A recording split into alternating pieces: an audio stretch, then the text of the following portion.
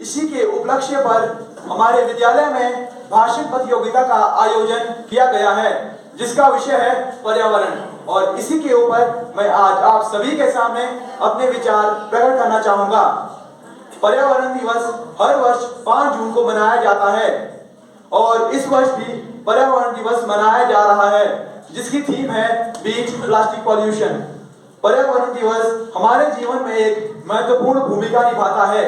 जिस तरह पर्यावरण खराब होगा, गंदा होगा, इससे मानव जीवन पर बहुत प्रभाव पड़ेगा। इससे मानव का अस्तित्व संकट में आ सकता है।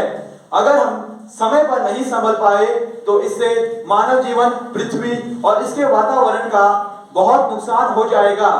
पृथ्वी की ओजोन परत, जो कि सूर्य के पराबैंगनी यानी अल्ट्रावायलेट रेस से मनुष्य का संरक्षण करती है, इससे मनुष्य को कैंसर जैसी खतरनाक बीमारियां हो सकती है।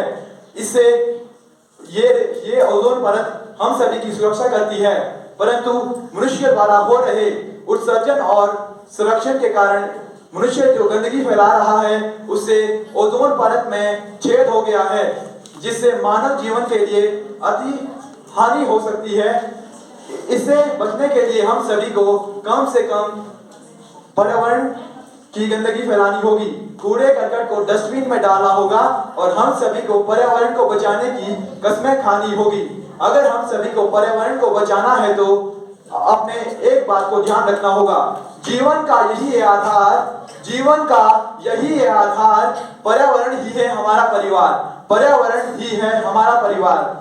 अगर हम पर्यावरण में गंदगी फैलाने की कुछ मूल बातों को ध्यान दें तो हम यह पाएंगे कि इस सब की सबसे महत्वपूर्ण कारण है पर्यावरण की सुरक्षा। अगर हम पर्यावरण की सुरक्षा नहीं करेंगे तो इससे मानव के लिए कई रोग उत्पन्न हो सकते हैं। पर्यावरण की गंदगी के लिए उसे खराब करने के लिए मानव द्वारा कुछ गतिविधियां हैं जो कि हमें नहीं करनी चाहिए। मानव विकास और प्रगति की अंधाधुंध तरक्की के लिए बढ़ने में आगे जाता है, जिस वजह से स्थायी रूप से मानव पर्यावरण की असुरक्षा करता है। अगर हमें पर्यावरण को बचाना है तो हमें हर संभव प्रयास करने होंगे।